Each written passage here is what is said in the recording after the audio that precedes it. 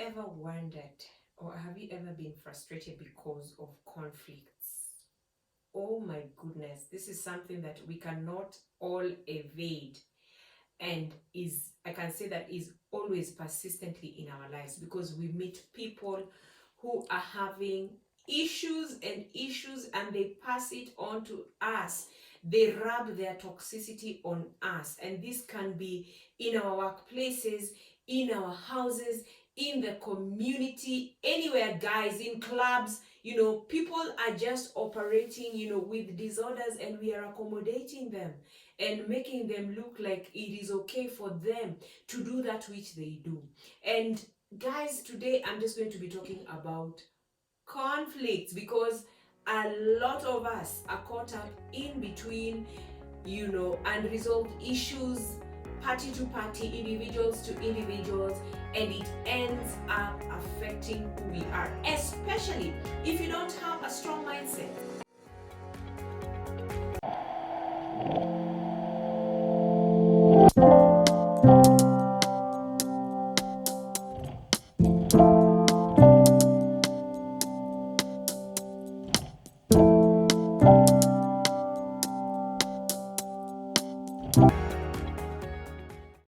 My name is and I am a counseling psychologist at the Myndspa. Myndspa is all about mental health. So if you're listening to me for the first time, please click the subscribe button for future notification.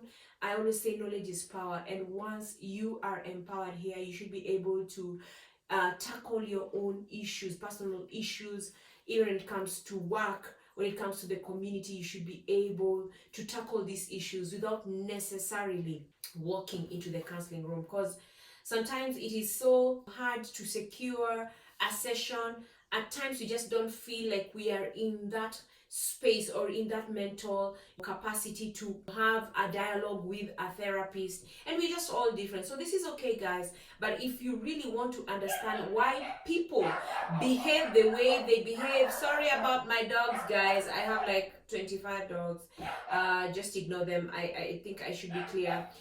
If you want to understand why people behave the way they do, and especially in relationship, then this is the kind of content that you're going to be getting here. So let's empower ourselves when it comes to mental health and understanding behavior with people around us. Now, what is conflict? I mean, layman's term. I'm not going to go and start looking at the dictionary, but just simple definition of conflict is a quarrel, a misunderstanding, a misconception that may end up breeding resentfulness, between two individuals, between an individual to an organization, between it's just one party to another, guys. And conflict, let me say this, it is okay to have conflict. It is so healthy because it helps strengthen your mindset. However, if you are the kind of people who cause or create conflict, or if you're the kind of person who feels conflict, then you're not doing good to yourself and to the people around you. And maybe you need to listen on so that you can find ways, knowledge that will help you change how you think and feel about people. Now, what are the causes? Guys keep on asking me, and someone asked me the other day, what are the causes of conflict? And it is so interesting to see that these causes are basic things that can be able to be prevented, and the first thing is unmet needs. Unmet needs. And what do I mean by this? If you look at the Abraham Maslow's hierarchy of needs, it's a pyramid that shows how we as human beings would like to get our needs, and in terms of proportion.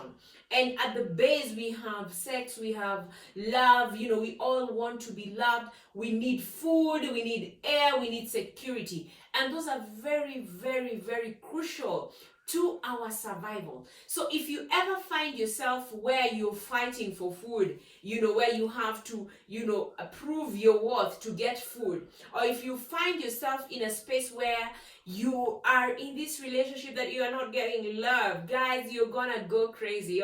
This is an unmet need, and it's a reason why a lot of us walk away from relationships, because we are not getting this thing, and yet we are wired in such a way that we should be able to be loved. For those of us who are in mature setups, in mature relationships, if you do not get sex, I always say this: no one wakes up and asks for sex. And if this is your first time listening to me, just go back and listen to my content on sex and depression, and you'll realize that some of these things are very, very crucial at a particular stage in life.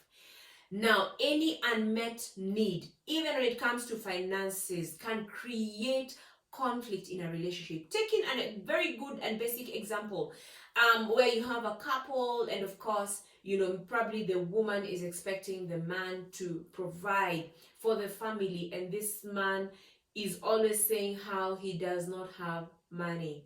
Now, depending on where you are at in that relationship when it comes to stages, initially you might be very accommodative, but as reality checks in, you find that the more these needs are not met, the more resentful you become. And resentfulness has to do with anger. So eventually you do something extraordinary, something that it may not be healthy in terms of emotions, that may create conflict between you and your better half.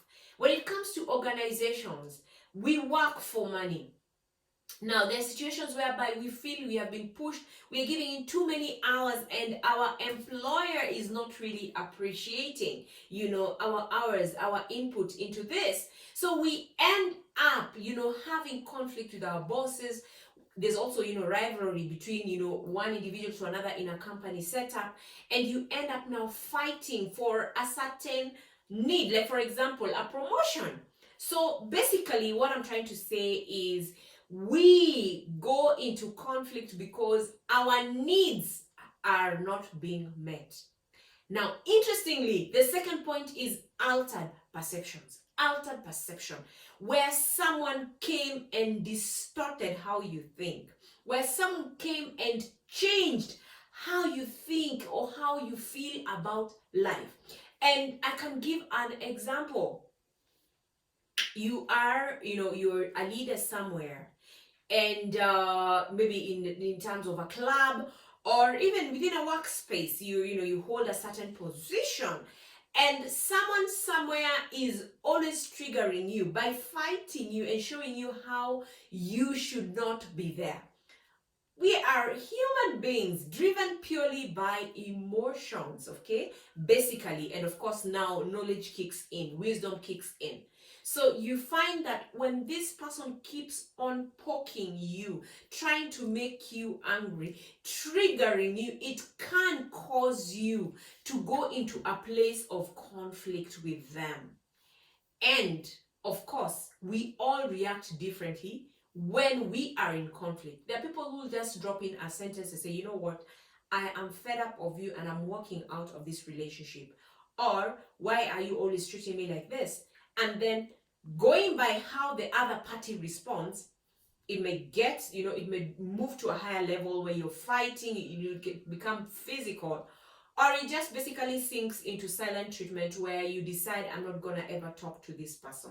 Now, a lot of us, to be on the safe side, we decide, okay, you're not worth, being in my space because you're toxic. So in this case, I don't want to really escalate this conflict. I'm just going to keep quiet and assume you do not exist in my life. And this happens in relationships, and especially marriages, where silent treatment becomes a way of compensating for what we are not getting.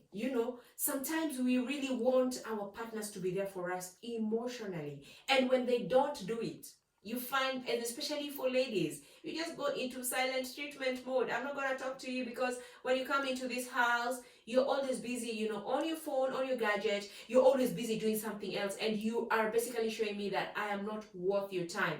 So what I'm going to do is I'm going to keep quiet.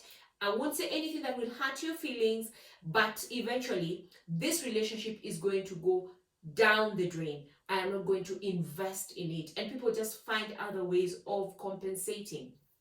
Now, we could be altered in how we view life. We could be having that unmet need. But the worst is when people, because of their disorders, and when I talk about disorders, is where we have people around us who are distorted. Did you know there's a condition called obsessive compulsive jealousy syndrome, also known as the stalking syndrome, also known, and I say this, spiritually, monitoring spirit, where someone is just always on your space trying to find out what is this woman doing, and what are they posting about. So it is an obsession about someone who can't stand you. They're just so jealous about you, and all they can do is just follow you on social media and check out your post, and probably using a pseudo name comment maliciously in terms of bullying you, because they cannot face you. Now, malice will always be there. People will always hurt you. But are you going to be the punching bag for everyone? All right? Are you going to choose to be that punching bag for your husband, for your wife, just taking in a lot of negativity from people, just absorbing and accommodating guys who are, always creating conflict in certain spaces, and wanting to sit down there pretty and looking nice because you don't want people to say that, this so and so is so complicated. Guys, you only live once. You only live once. And you have to learn to live unapologetically. Anyone who is malicious in your life, and you'll always speak out. There's always this sudden energy, to try and poke you, to try and trigger you. It's about the photos. You say you post something on Facebook, you post something on a social media page, someone else will come back, and hit you back with another post, just to try and make you off, to throw you off. And you can always, I always say, we have 6 senses, and you will know. You don't have to be told who is for you. You don't have to be told. You just need to watch out for their actions. So guys, learn to identify people around you who are not only distorted, but have this malicious kind of energy going on in them. And let me just, point out and highlight on the main causes of conflict in any relationship. As I said, organization, family, community, everywhere you place, any space where you're relating with human beings, the number one cause of conflict is lack of clear communication. Communication is so powerful. The times you want to tell someone they are actually stupid, and you will do that with a smile, and they may not feel the effects. That's what we call emotional intelligence. Now, when you don't have emotional intelligence, you are the kind of person who is always exploding in space. You don't care who is there. It's about feeding that emotion of anger. So without really considering or being aware of your environment, you will explode. And this happens a lot in marriages, where you find a husband and a wife are fighting in front of their children, and they can't do this. Emotional intelligence will ideally tell you, close the bedroom door or close the door of that room, sit down and talk, not shout. All right, sit down and talk, not shout. So you find guys are they're throwing things at one another, they're shouting at each other, and they do not know that the children are listening. And that is why we have a lot of dysfunctional children in today's society. People who have watched their parents go in and out of conflict, hurt each other, probably, get out of the relationship, they separate or divorce, but the wounds are carried by their children. If you are listening to me and you are a parent, or you're a guardian to a child, please, I would ask you that you learn to resolve your conflict behind closed doors. Part of the ways children pick things from us is through observation. That is what we call mentorship, and they mirror us back. So you have been fighting your wife, you have been fighting your husband.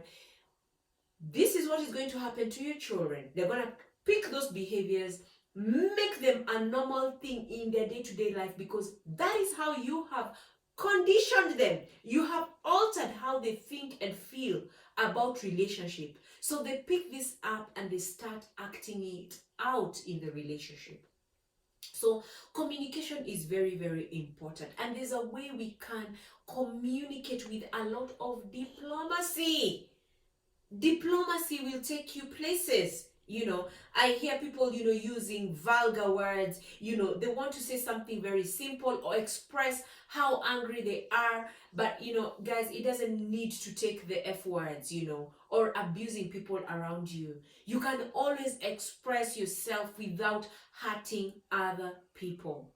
The worst, as I said, are the silent treaters, those who have mastered the art of silent treatment, because what they do, and even within certain spaces like WhatsApp, they will not, if you're in a group setting, they will not comment directly on the group, but go on the side and start creating gossip, unnecessary gossip, or accusing someone unfairly, just to get a kick. And I've seen this, I've experienced this, where someone comes and accuses you falsely.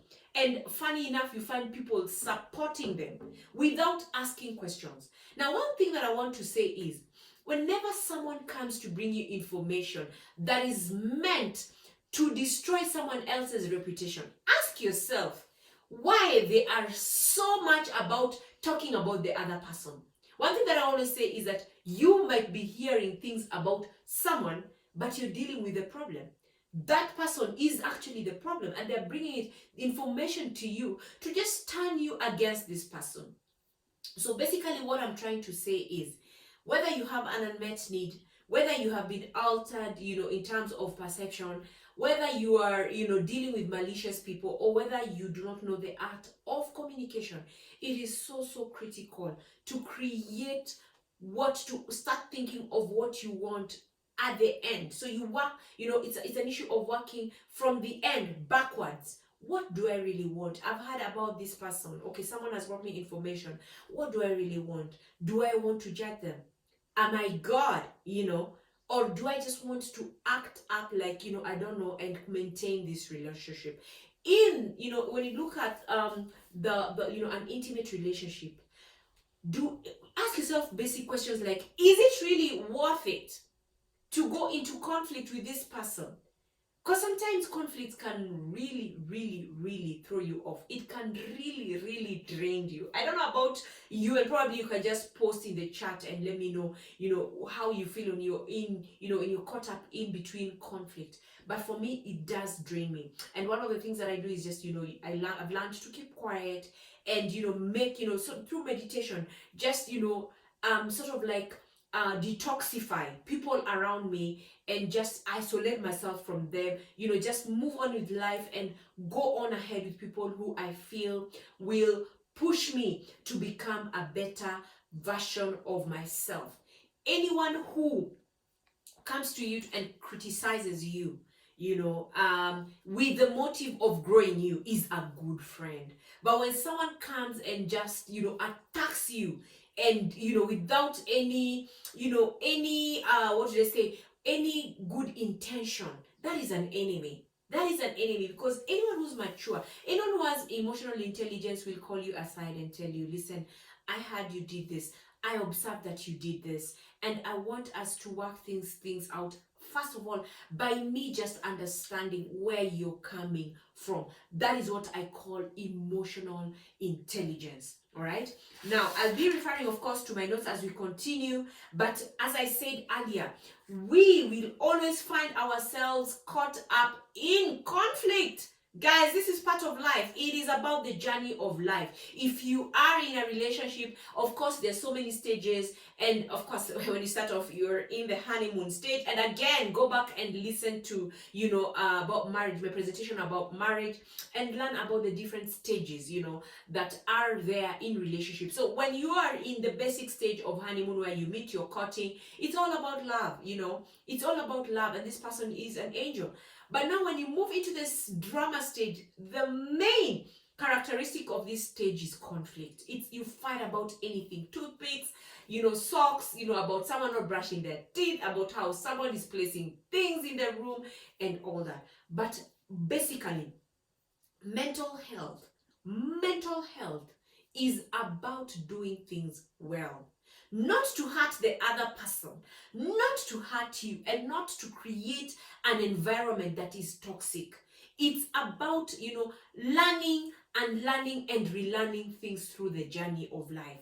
So guys, please listen to my second video coming up about how we can best stop conflict. As I said, you'll find yourself in conflict, but then the question is, how then do you stop conflict? And for those of you who've been asking questions about what causes conflict, I hope this answers you. Of course, there's so many other reasons, but these are just the basic and the main causes of conflict in any relationship. Yeah. So once again, this is Venus Chengo, counseling psychologist at the Myndspa. I am the founder of the Myndspa, which is a company about mental health.